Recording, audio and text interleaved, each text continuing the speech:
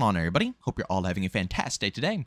Now, ladies and gentlemen, this information already came out by Charlie Intel, and you might have saw it from a couple of other sources, but I think it's extremely important to go ahead and put this up on this channel as well, just to showcase why a boycott might not realistically work when it comes to Call of Duty and Activision, and also why it's rough to go based off of Steam charts when it comes to the player count of these overall games. You know, a lot of times, including myself, I'll be honest, I've said it time and time again. You know, I look at Steam charts, I see, players leaving, so on and so forth, and, we all do it on YouTube. We shout, oh, the game's dying, Call of Duty is, it's going downhill, the boycotts are working, so on and so forth. But again, like I said, with this proof right here, it's going to showcase to you guys why all of it really doesn't matter. And realistically, the only thing that we could do right now is forget about a boycott and just move on to another game just for your own mental health and your own sanity. But of course, before we dive deep into the topic of today's video, if you do enjoy what you hear today and you want to hear some more content about Call of Duty, XDefiant, Battlefield, don't forget to go ahead and subscribe and hit that notification button. XDefiant's actually right around the corner, so we're going to be playing a ton of that and posting tons of content. So like I said, if you want to be updated, hit that bell. And last but not least, we do live stream every day besides Sunday. So not today, but Monday we will be back over on Kick. So if you guys want to check out those live streams and you want to watch me live stream some XDefiant when it goes live, I believe on Tuesday, make sure you go down in the description of this video. I have links for everything down there for you guys. All right, so ladies and gentlemen, you have probably heard from me and many other people before that Call of Duty right now, at least Modern Warfare 2, according to Steam, is constantly losing players, but at the same time, it is increasing when it comes to microtransaction purchases, right? The Black Cell bundle is getting tons of cash. People are purchasing the game itself. People are buying the battle passes. People are buying tons of skins in the store. They're still making absolute bank while apparently the player count is dying on, obviously, like I said, the Steam end. But as you can see right here from Charlie Intel, apparently PlayStation and Xbox are in no trouble at all. He went ahead and showcased a couple of images of both PlayStation and Xbox, and Modern Warfare 2 / Warzone 2, of course, as well, are both in the top 5 most played games. Okay? This right here, once again, proves to me that the boycott isn't working. It's not going to work. It probably never will work. And the only thing that we, the community, can do right now is move on. That's it. Obviously, we'll go ahead and discuss stuff. We'll talk about, the horrible things that Activision does, the mind-numbing things the developers do to the game. But at the end of the day, realistically, the only thing that you can hope for as a consumer is to simply go to a different game and save your mental health.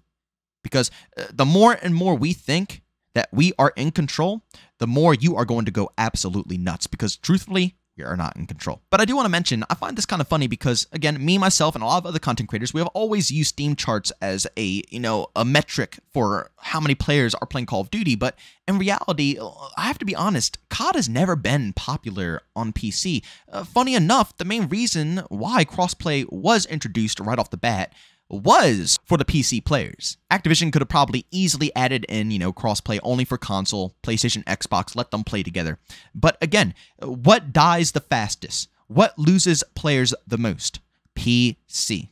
It's hard. It's hard to want to accept because we want to acknowledge these numbers. We want to use these numbers to back up what we're saying, to make it feel like, we could potentially win over Call of Duty and get what we love back in action. But in all reality, these numbers, it's hard to track off of Steam. Like I said, the main reason why crossplay was introduced was exactly for PC to have a more longer lifespan. Every COD game I've ever touched dies within seconds on PC. I'm being dead-ass serious with you guys. Everybody probably thinks I'm joking unless you are a PC player. If you're a PC player, you already know. I don't have to explain to you. But any console players out there, PC doesn't live. It just simply doesn't. World War II absolutely dwindled. I mean, you can still find lobbies, but it's done. It's over with. Black Ops 4, once again, it's harsh as hell to find lobbies. The majority of the time, I have to go on EU servers just to find a little something because NA is dead as ever. And that's not, all these years down the road. It's not 3, 4, 5 years down the road I'm talking about. I'm talking about literally when the next game drops, this is how it is. The player count that you see right now in Black Ops 4 was literally what the player count was the second Modern Warfare 2019 dropped. I'm not talking a whole year after Modern Warfare 2019 dropped. I'm not talking, 2 years after Modern Warfare 2019. No, I'm talking about the second that game came out, Black Ops 4 died. Whereas if you go on Xbox or PlayStation, when Modern Warfare 2019 dropped, you could still play a ton of Blackout. You could still play multiplayer. I had friends that played Black Ops 4 for ages throughout this, this massive drought of Call of Duty games. It's just, like I said, you can't go off of Steam numbers because the Steam players never stay the longest. You have to think, realistically, people who are on PC, they have a lot of games to play in the FPS category. But on console, you only have a handful, you know? So on PC, people leave. We go to play different games, better games. We don't have to be forced into this Call of Duty cycle. We can do whatever we want. But when you're on console, you don't have that freedom, sadly. It sucks, but it's the truth. You don't have that freedom.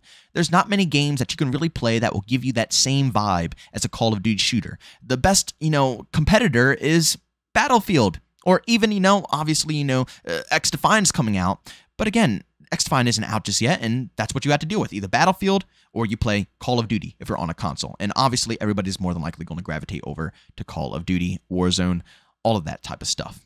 It's as clear as day. Whereas on PC, if the game turns out bad, if the game doesn't, turn out good, we can go over to different games. We had PUBG for the longest time. We had H1Z1. We have different, FPS games that try to copy Call of Duty. We have Insurgency Sandstorm, which is a great game as well, which obviously console got that, but it starts off on PC. We've always had different games, so of course the player count has always died out. But the moral of the story here is not really to tell you guys that PC is just, dead and we can't really track the numbers. The moral of the story here is just to showcase to you guys that boycotting isn't going to work. We tried to boycott how many seasons now? I mean, we really gave it to them when the first Black Cell bundle dropped. Do you remember how hard the overall community was pushing when the first Black Cell bundle dropped? And we were really trying to get, our word out there to make sure Infinity Ward was listening to us. And it failed. It utterly failed. The first Black Cell bundle sold like hotcakes. They made a fortune off of it. And here we are with the second Black Cell bundle. It's worth absolutely nothing. You get the same skins as the first Black Cell bundle. Again, you would think anybody in the right mind will look at that and say, okay, this is a scam, okay? It's the same thing as the first Black Cell. They're still charging it for $30. I can't use any of the COD points I've earned in the Battle Passes on this. I have to use $30 of my own money in order to obtain it. Yeah, I'm not doing it again. And then the second Black Cell bundle sells more, basically, than the first Black Cell bundle. And then on top of that, Activision sees on the PlayStation and Xbox charts, which once again, they know there's more players on the console version of COD than there is on the PC version of COD, so they look at those player counts much more, probably more, than the Steam charts in general. And they look at that and they see that this game has been successful pretty much the whole year. People have been eating up Modern Warfare 2 on Xbox and PlayStation for pretty much the whole year. If I'm going to put yourself in their shoes, okay? Put yourself in their shoes. If you were running a business and there were people complaining about the product, yet your product was still making tons of money, you're making a fortune, and you only saw more and more and more people coming in, would you take any of the negative feedback? Would you actually think something is wrong with your game? No, you wouldn't. Again, like I said, I think X-Defiant, honestly, if anything's going to help out, is X-Defiant. Because, again, like I said, simply, console doesn't have any shooters. So, maybe another shooter coming in that's going to be free to play for last gen and next gen will be enough to help add a little bit more competition and give people something else to play so they don't feel forced into touching Call of Duty. But it's just crazy to me. It's crazy that so many people want to, want change out of this game. They want to see, so much work done to it, yet everybody still touches it. Everybody still plays it. Everybody just won't stray away. And I can't even begin to tell you how many content creators, large content creators, or just everybody out there in general on social media who talk against this game and what's going on, what's happening. And then when the brand new season drops or brand new content drops, they're all back in it. They're all hyping it up. They're all loving it. Call of Duty's fantastic. This update's amazing. So on and so forth. That's not how you get changes.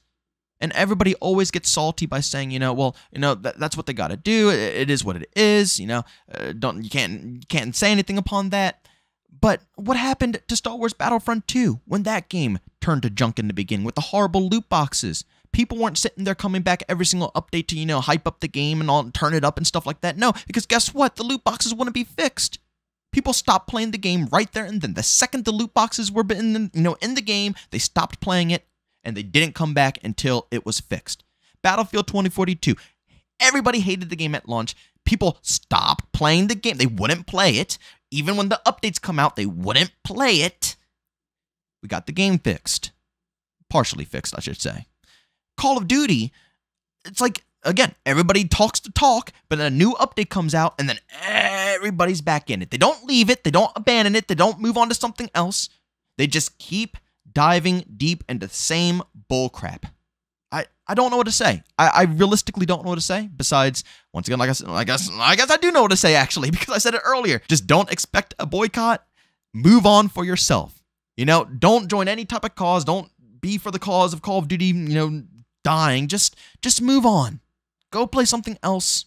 Enjoy something else, because there soon will be a lot of stuff out there to really dabble in and enjoy, and just take your mind off of the horrible crap that these developers have been doing to us year after year after year. But ladies and gentlemen, thanks so much for checking out this video. If you enjoyed it, make sure to leave a like button. If you hate it, leave a dislike. Also, if you're brand new, enjoy the content, or subscribe to the notification button. Also, want to chat with me, there's two ways to do so. I have a Twitter and Discord, both in the description. And also want to catch me live streams of video games over on Twitch. That's in the description as well. But guys, thanks so much for tuning in. See you on the next one. Peace out.